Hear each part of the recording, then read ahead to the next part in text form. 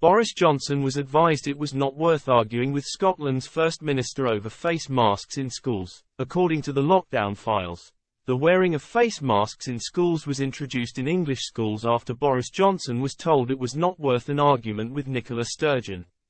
The former Prime Minister pursued the policy despite England's Chief Medical Officer, Sir Chris Whitty, saying there were no very strong reasons to support the move. Scotland's First Minister announced masks were compulsory in school corridors and communal areas in Scottish secondary schools before Mr Johnson sought advice on whether they should be worn in English schools.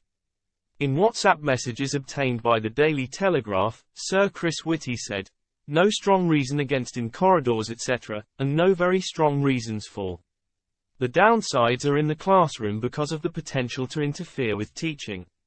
So agree not worth an argument." The next day, the government announced secondary school children returning in September would be required to wear masks in corridors and shared spaces where it was difficult to maintain social distancing in places where lockdowns were in place. That guidance applied to 1/3 pupils in secondary schools in Greater Manchester, parts of Lancashire, Leicester and West Yorkshire. In other parts of England, schools were given the power to recommend face masks be worn in communal areas. Mr Johnson wrote in a group WhatsApp a week before schools were due to reopen, "Folks, I am about to be asked about masks in schools. Before we perform another U-turn, can I have a view on whether they are necessary?" His communications director, Lee Kane, asked why Downing Street would want to have the fight on not having masks in certain school settings.